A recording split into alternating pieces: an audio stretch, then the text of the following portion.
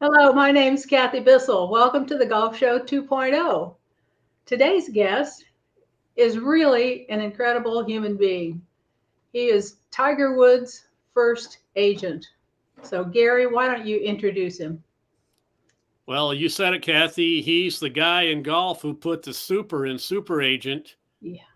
If you had a golf sports agent hall of fame, the only two guys you need in it are Mark McCormick, who founded IMG, and Hughes Norton, the guy he hired, worked for Tiger. And we've got him today because he's got a new book just out, Rainmaker, which is not about the weather. It's about making it rain, baby. And he did for Tiger Woods and Greg Norman and a lot of other people who mattered in the 90s. Hughes, welcome back. And you've been on radio silence for 25 years. You took a quarter of a century off. My Yes. gosh, you're the comeback story of the year in golf. Oh my gosh, Gary. Thanks. I thought it was Anthony Kim, but you cleared the decks on that one. No, you're waiting. Look, he was a meteor across the sky who came and went, and we kind of missed him. You were a fixture for a long time, and you were, Anthony Kim was he was no Tiger Woods. I think I'd had so much of the, chasing the next superstar, living in hotels and, airplanes, the perpetual road trip. That's the life of a golf agent. Listening perpetually to what have you done for me lately? And toward the end, and you'll be familiar with this, Gary, having to defend the company that I worked for. We got to be, IMG got to be a four-letter word to a lot of people. And yet the company made so many golfers rich. Yes. And not just golfers, other people with talent also. An associate of mine who was the managing director of IMG's Australia office once described what we did as making rich people richer. Well, I wonder how we describe today's golf scene, but that's another show on another day. We'll do that later. You mentioned the Agents Hall of Fame. For a lot of people in this world, Gary, the only place agents go is the Hall of Shame. But I will take your compliment with pride. Thank you very much. Well, I thought you were going to say the Hell of Fame or something like that. I thought straight to hell or something. But look, you had a job. You served your clients well, and maybe even too well. And why is it that the richest people get even greedier once they're already rich? Can you explain that? It's funny, isn't it? A lot of superstars, not just in golf, but in other sports, tennis, for example. Pete Sampras did this. Andre Agassi did this toward the end of his career.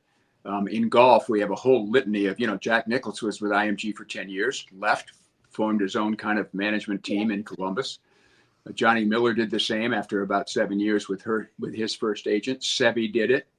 And today, Rory McIlroy has done it a couple of times, and Trevino did it a couple of times. And what I'm talking about is the superstars, after a while, no matter what great job you've done for them, a lot of them say, I've sat in all the meetings. I know how all this works.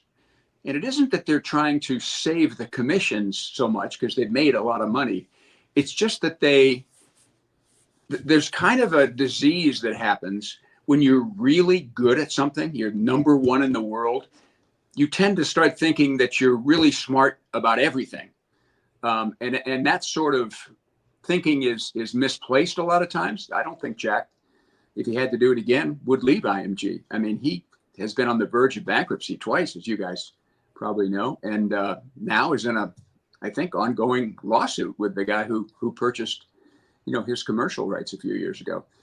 But it's this, maybe it's the ego. I want to sit at the head of the table. I don't want to sit next to Hughes while he makes the pitch. I want to have my own people. It happens over and over and over. Well, I know Tiger has sued artists. He resents people making money off of him. And I think maybe at some point that includes IMG taking commissions, but he sued that guy who painted him. He sued somebody else, and he had other reasons why he got rid of people. But for people who don't know, let's discuss how Hughes Yeah. met Let's the back Woods up to family. the greatest deal, the two greatest contracts in golf history at the time, and probably still relative to the time, was you signed Tiger Woods, and when he turned pro, to sums of money that no one could believe at the time. Tell us about Yes. how that happened, and give us the dollar figures. Don't even thanks to Liv don't sound that much anymore, but in 1996 they were unbelievable. Astronomical. Really, record setting, if you will. I mean, think of it this way: when Tiger signed his contract with Nike, which was 5 years and $40 million, that was 50 to 100% more than the established stars of the game at the time were making, who were Greg Norman and Nick Faldo. We knew that because Faldo was a client of IMG's and Greg was a client for many, many years. The same with Titleist, which was 20 million. What made those deals to me most significant was the guaranteed nature. Now, what do I mean by that?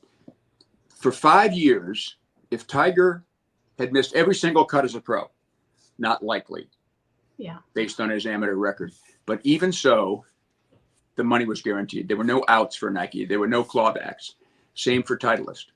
And I submit to you that piece, that financial security, in his case, generational wealth, set up at the beginning, eases the mind of a player.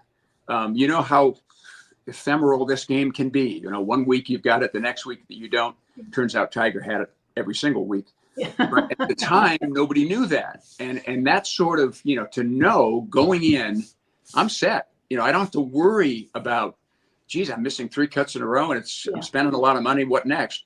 So that was huge. And the numbers were huge. And the funny thing is, there was never the slightest bit of appreciation or hey, hell of a deal, Hughes.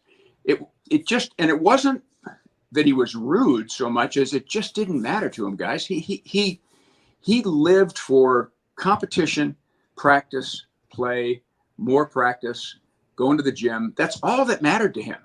Yeah. And the money, I talk about it in the book, Gary. You picked up on it. I use the word intrusion.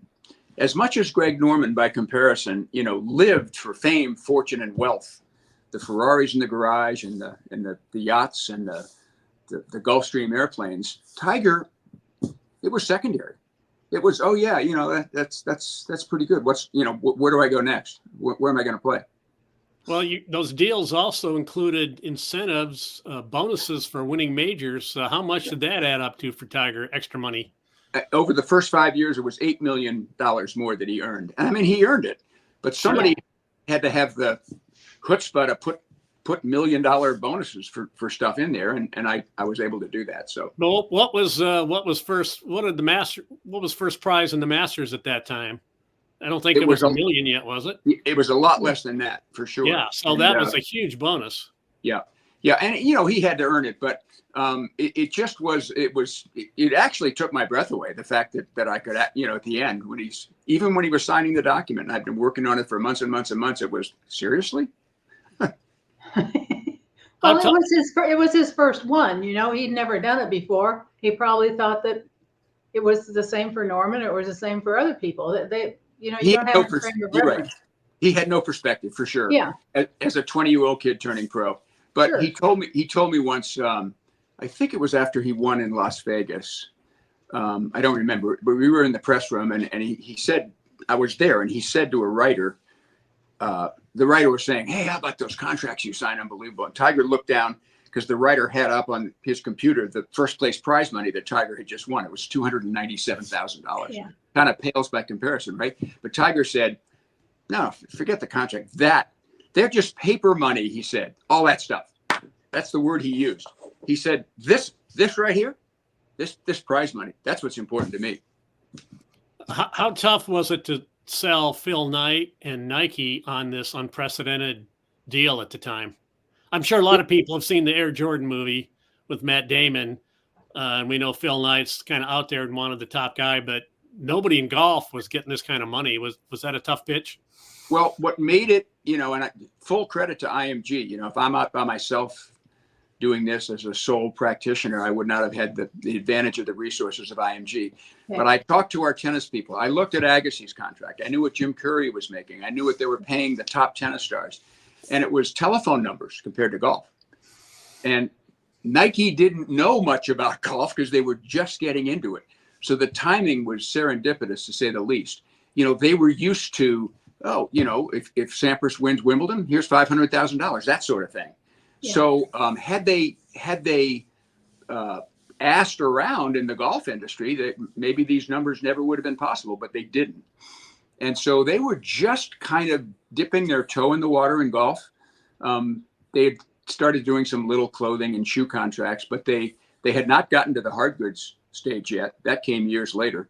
They were just entering into, can we do golf clothing? Can we do golf shoes? And, Nike, with their arrogance and well-deserved with the products that they make, they said, sure, we can.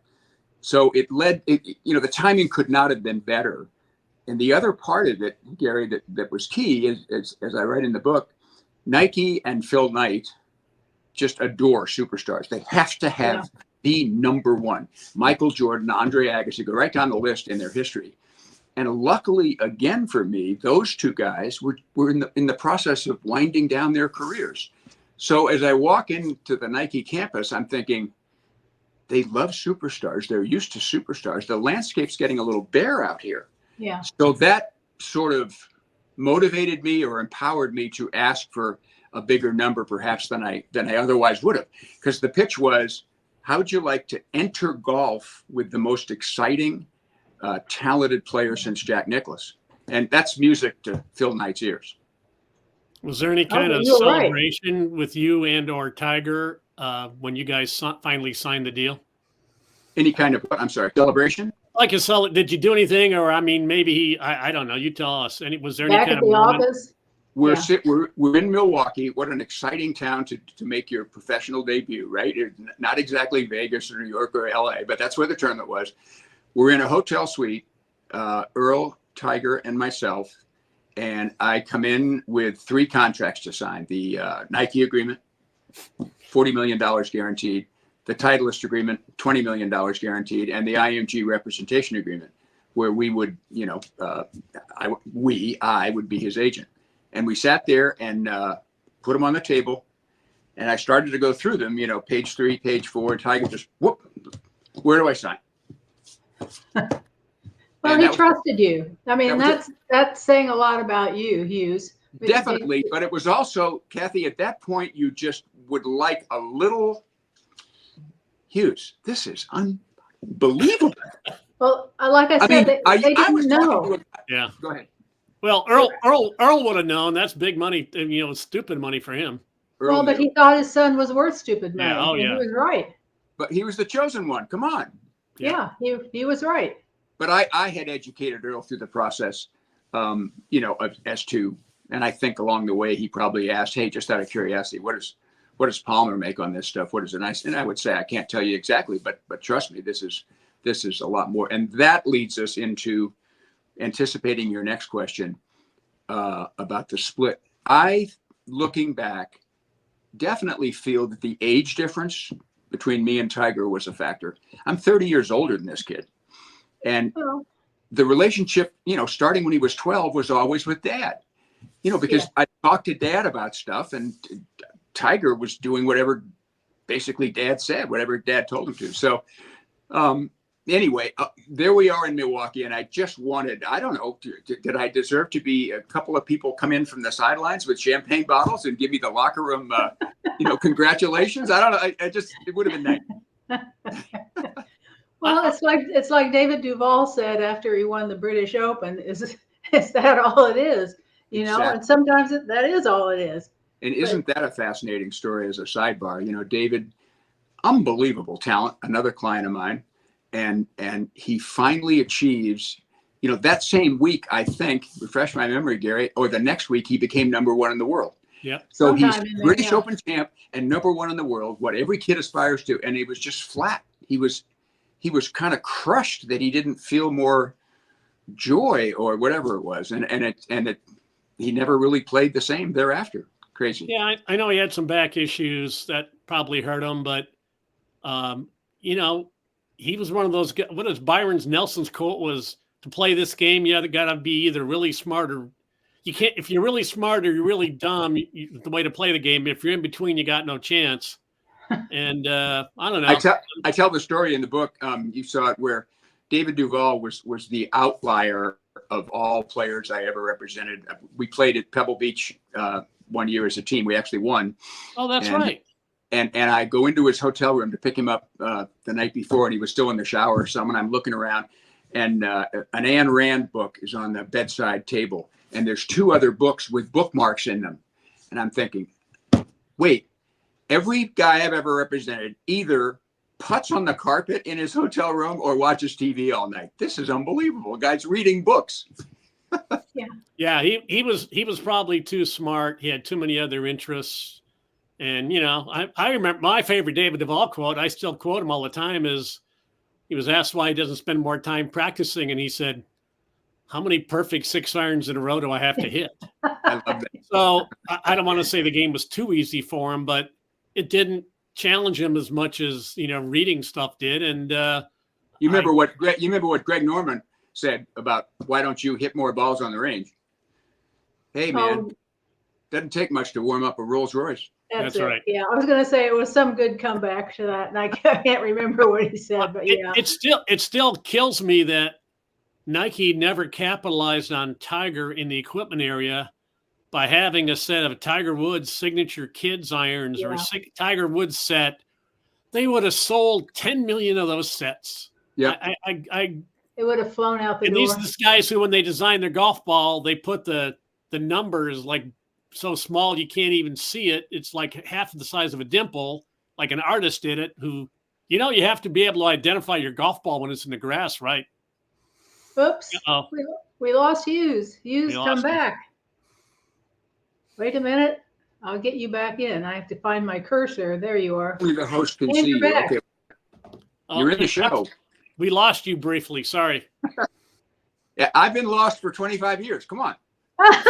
So they never had Tiger Woods equipment for kids, especially, and he would have sold 1 million of them. So I don't know why that was, but that's a great point. And now that you mention it, Wally Johan has been a great friend of mine forever, still is.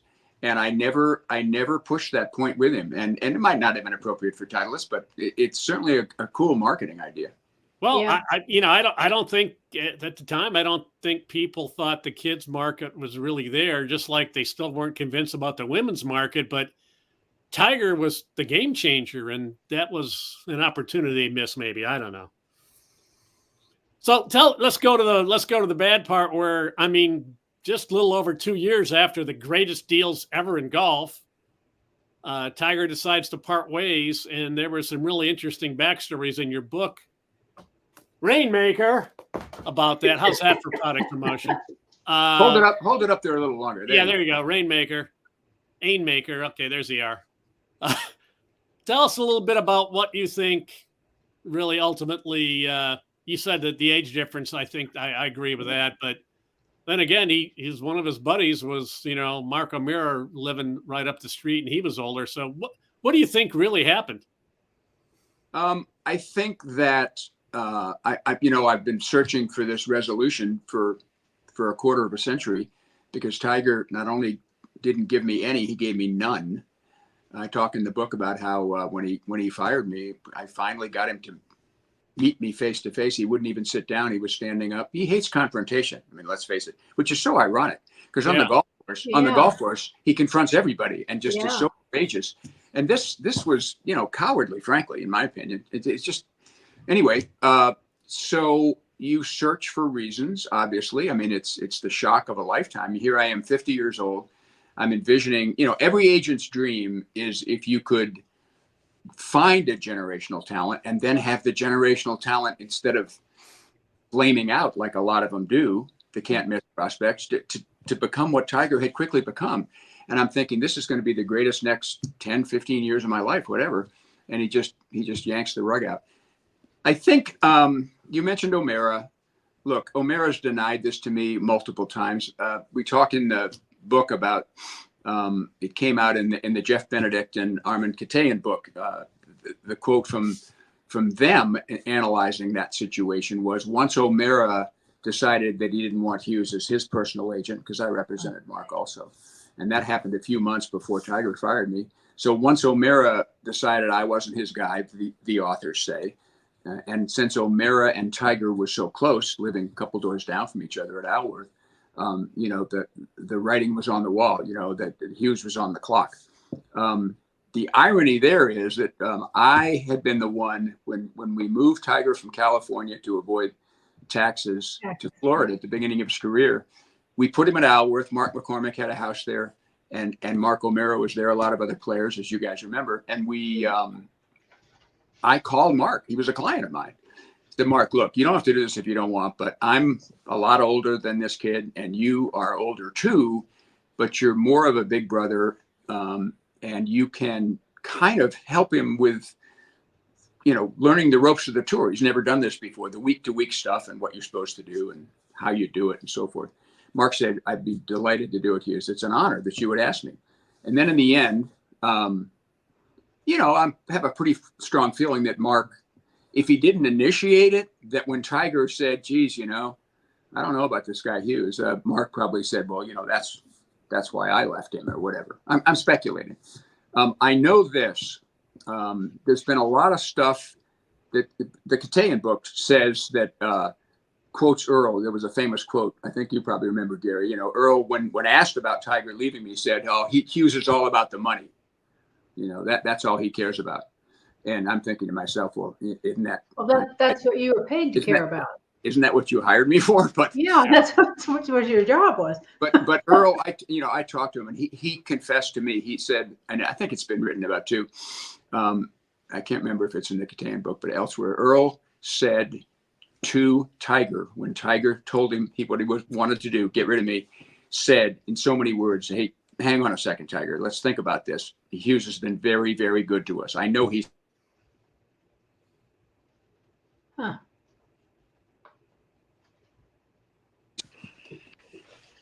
I think what happened, you know, Tiger was now a young man. He's in Florida on his own. They're back on the West Coast. They're not together as much as they had been for so many years.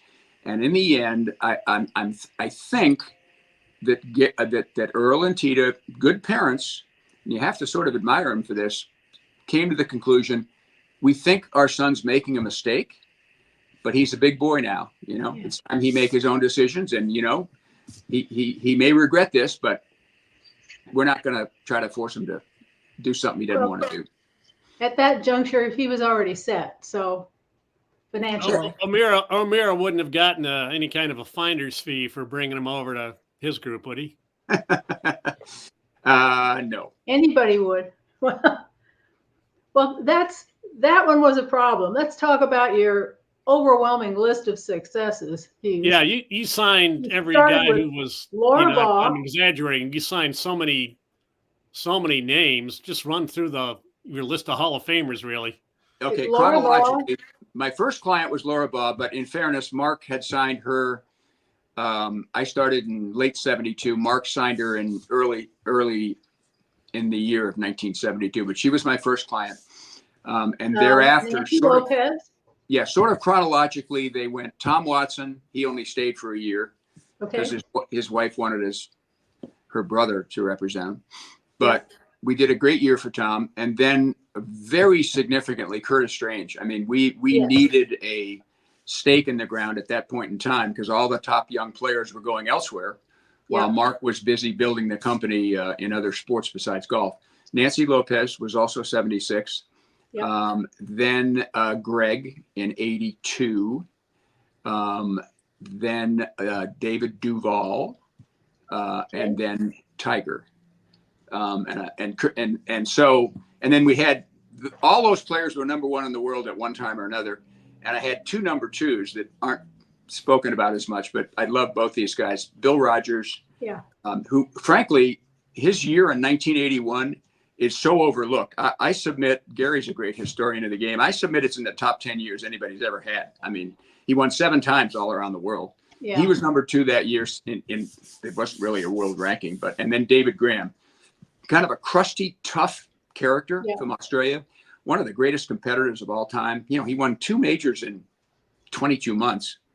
And by the way, has as many, majors as Greg Norman. And yet I saw a list the other day, Gary, of top Australian players. You know, everybody loves lists.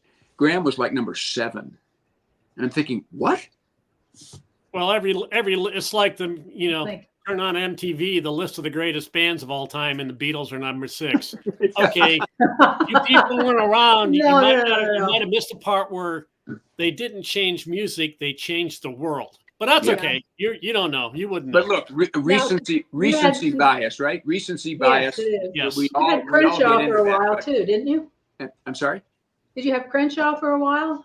I did. Represented Ben for about 7 years. But the recency bias kind of leads into another part, which I like about this book is, for a 25 or 30-year-old today, you say the name Curtis Strange, they either have no idea, or a kid said to me the other day, "Oh yeah, he's that white-haired guy with Scott Van Pelt on Thursday and Friday before the Masters." So what was fun about this book was bringing back to life some of these characters from 25 years ago who were big deals in golf and have sort of, because of recency bias, been sort of not forgotten, but pushed aside. And the other thing, as you know, we talk about the 3 threads of narrative in the book, which George did brilliantly. My story as an agent, which we've spent most of the time today talking about, the history of pro golf. Yeah. Remember, in the early 70s, when I came on the scene, the Pro Tour was a mom and pop operation. Yeah. Literally, compared to the billions with a B that we are looking at today, this juggernaut of money. And then the other thing is sports management. It's amazing, Gary. Aren't you amazed that there's never been a definitive history written of IMG? I mean, this is the guy. This is the father of sports management. This guy created the business, Mark McCormick. Maybe that's your second book. That's too hard. 220 pages was hard enough. The history of IMG would be 500 pages. That's exactly why your book, Rainmaker, I considered an important history lesson, much like Hank Haney's book on Tiger, The Big Miss.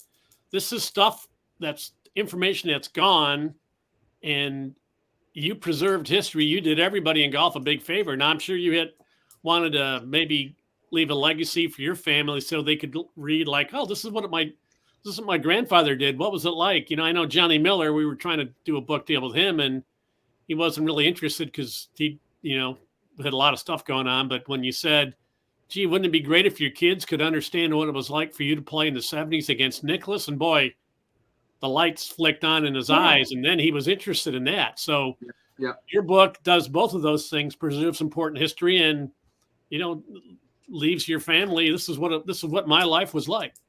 And, so far we're now on sort of day 3 since it was published. The reaction has blown us away.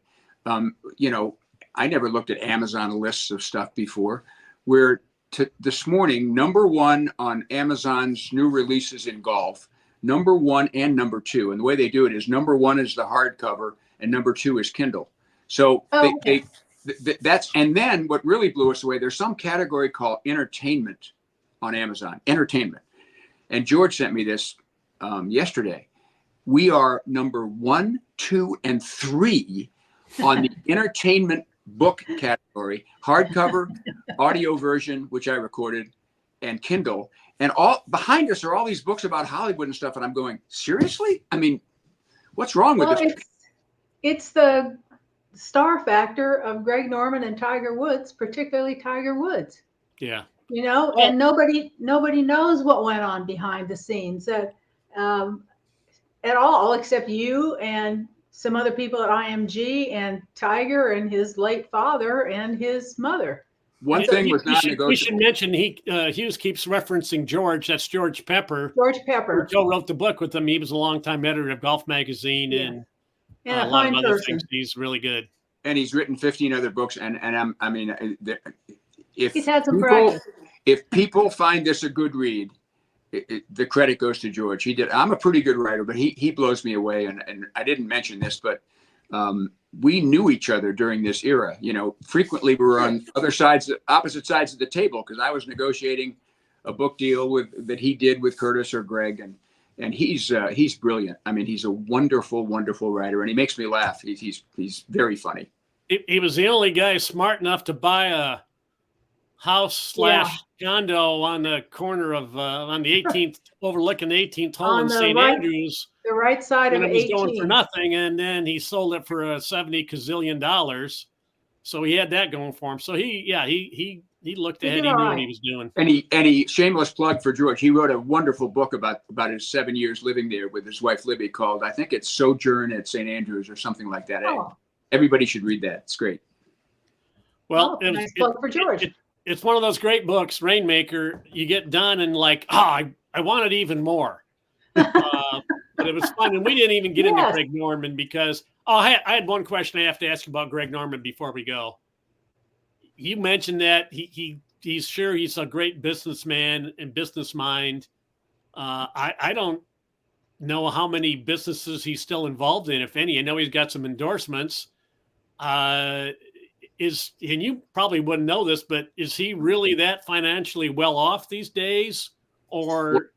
What's his business status now, as far as you know? Yeah, I don't think, let's be fair, I don't think that his dream or vision of being a business magnate or tycoon ever came to fruition. You know, he was in the wine business. He was endorsing Wagyu beef and stuff that I thought was a little goofy, but, you know, everybody can do whatever they want. But you talk about his financial status. I mean, I promise you, with the numbers being thrown around, that there was a 50 to 100 million in there from the private investment fund of the Saudis for Greg to front this whole operation. I mean, if they're paying players what they're paying him, I'm making this up. It might have been less. He needed me negotiating with Yassi. Yeah, well, I don't think you can still see the Greg Norman clothing lines, but it's kind of usually in the. It's not a high end. It's more like a discount line now, and I don't think he's involved with that. I think he sold that off. It's a great point. Reebok with the Greg Norman multicolor shark logo. That's the great, you know, brand that I ever was involved creating, and it should still be selling. It should have lived far beyond Greg, like the Lacoste. You know, the alligator, no one remembers that was a famous tennis player named Rene Lacoste. It's lived on as a brand. And I think, honestly, that was Greg's dream with the shark logo, and it hasn't happened. So, well, he's done some things to a few people that have probably made them not want to have his shark logo anymore. I was interested. Fred Couples, you guys, I'm sure, saw this. Fred came out, I think, last year sometime with all this live stuff. And Fred is the nicest guy in the world. Never has a bad word for anybody.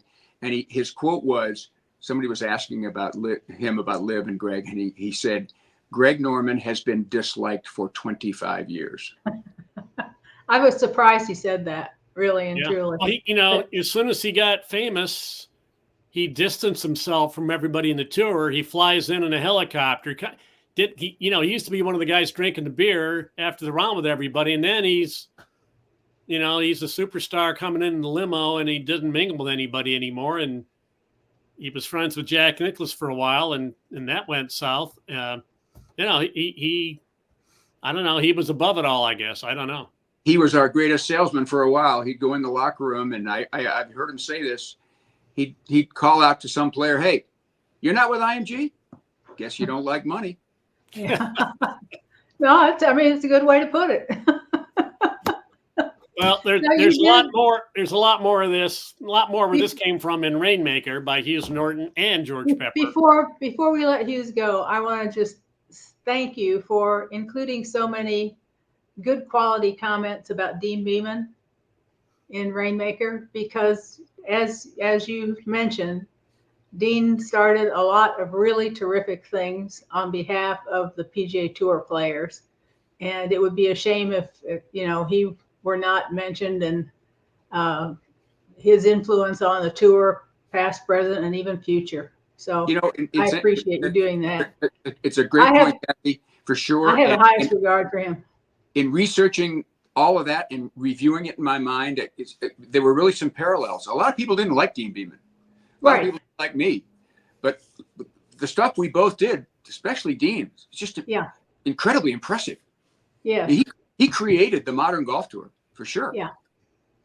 Absolutely. Well, are you out of the shadows now? Are you going to have a profile? You're going to be at golf tournament? What are you doing next, Hughes Norton? I'm so out of it that Simon & Schuster said to me the other day, it would really help on Amazon if you do an author profile. And I said, what's that? That was the end of the conversation. Well, do you tell them they can use this from YouTube anytime they like? Yeah, I can't wait to hear it, guys. Fun talking to you. It was great. It was great having you. It was great hearing them. And again, thank you for writing this book. I enjoyed it, and I think most people who like golf will. I loved it. Thank you, Gary, again for the wonderful write-up on the first call, which if people haven't seen it, they should find it. Wonderful. Yeah, you can tell George I liked all the stuff you wrote, and not so much what he did, but just to needle him a little bit. We don't want to go to his head. From me. Will Thanks, do. Hughes. Thanks for having me, guys. Enjoy it.